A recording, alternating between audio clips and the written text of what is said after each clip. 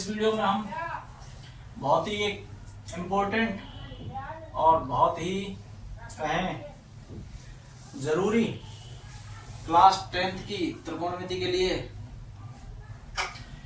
जो वैल्यू की जो सारणी होती है, साइन की वैल्यू, कॉस की वैल्यू, टेन की वैल्यू, इन सभी वैल्यूज के लिए हमें सारणी याद करनी पड़ती है, रटनी पड़ती है।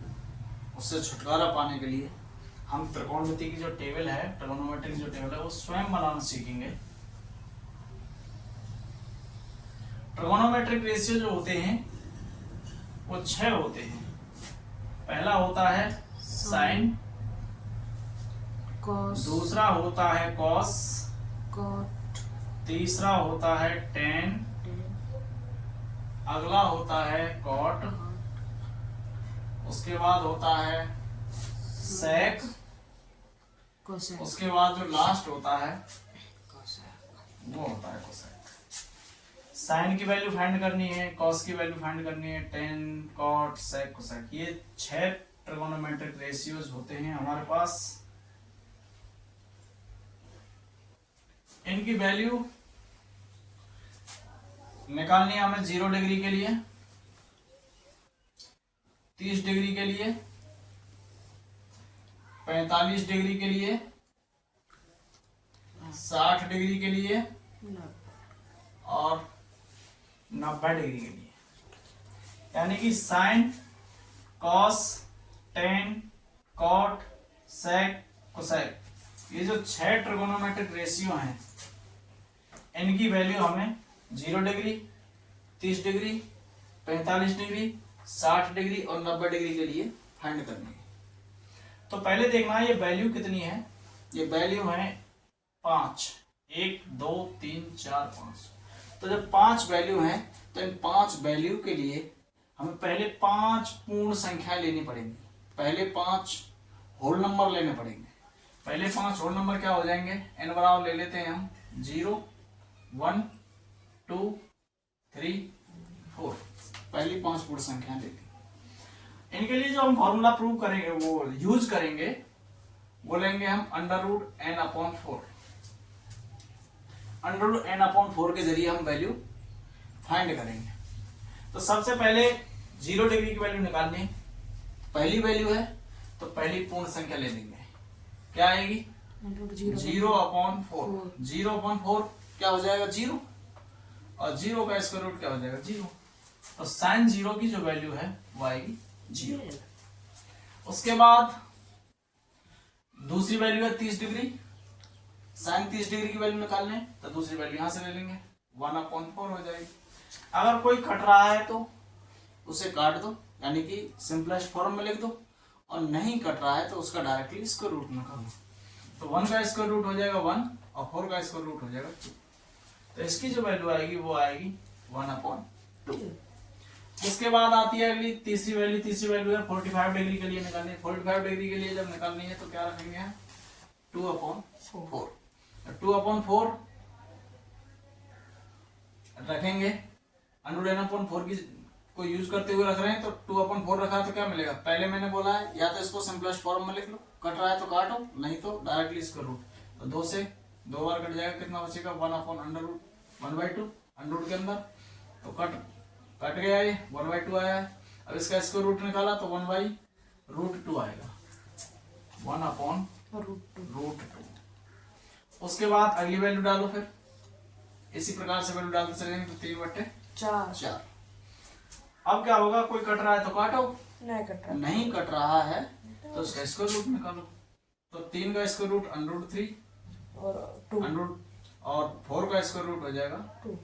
तो ये वैल्यू कितनी आएगी √3/2। उसके बाद 4/4 क्या 2 कट जाएगा, ये कितना बचेगा √1, और √1 का मतलब 1।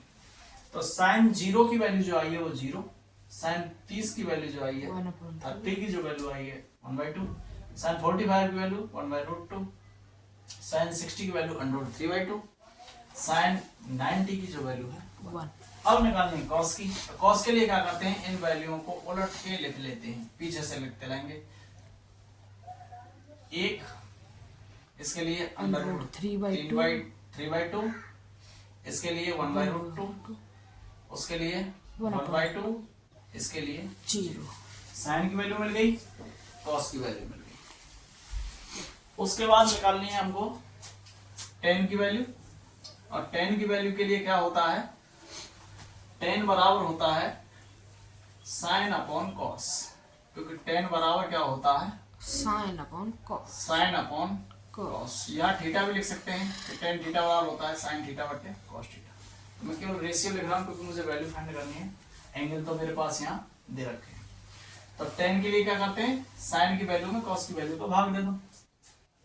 तो साइन की वैल्यू कितनी है, 0, और कॉस की वैल्यू जब 0 वाली ले रहे हैं तो दोनों की वैल्यू 0 0 वाली लेनी है, 30 वाली ले रहे हैं तो दोनों की 30 30 वाली लेनी। तो 0/1 क्या हो जाएगा, tan 0 के लिए 0/1 0 हो जाएगा। 1/2 में कितने का डिवाइड देना है, √3/2। 2 से 2 कैंसिल हो जाएगा, कितना बचेगा, 1/√3। अब इसमें इसका देंगे 1/√2 में 1/√2 का 1, इसमें इसका भाग देंगे √3/2 में 1/2 का 2 से 2 कैंसिल, तो √3, और 1 में जब 0 का डिवाइड देंगे तो 1 में जब 0 का भाग देंगे तो इनफिनिटी आएगा, इनफिनिटी आएगा। और इनफिनिटी को हम क्या बोलते हैं, नॉट डिफाइन भी बोल सकते हैं। अब कॉट के लिए फिर उसी को उल्टा लिखना शुरू कर देते हैं। ये कॉट 0 के लिए इनफिनिटी, कॉट 30 के लिए ये वैल्यू आ जाएगी √3, कॉट 45 के लिए 1, कॉट 60 के लिए ये वैल्यू आ जाएगी 1/√3, और कॉट 90 के लिए हो जाएगी 0। अब आता है सेक। सेक के लिए क्या करेंगे, सेक के लिए हो जाता है 1/cos, यानी कि cos की जो वैल्यू दे रखी है उसका रेसिप्रोकल कर दो, बस उसका उल्टा कर दो, अंश का हल कर दो और हल का अंश, या न्यूमरेटर का डिनोमिनेटर और डिनोमिनेटर का न्यूमरेटर। cos सेक की जब वैल्यू निकालनी है तो cos की जो वैल्यू दे रखी है उसका उल्टा, तो एक का उल्टा तो एक ही आएगा, एक का रेसिप्रोकल एक।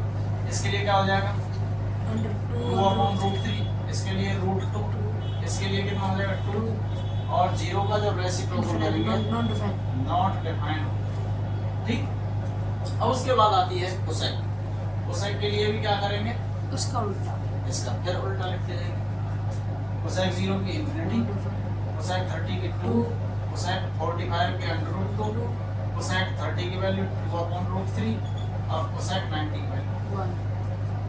उम्मीद करता हूँ आपकी समझ में ये आई होगी, और ऐसी वीडियो पाने के लिए आप हमारे चैनल को सब्सक्राइब करें और वीडियोस को शेयर करें। धन्यवाद।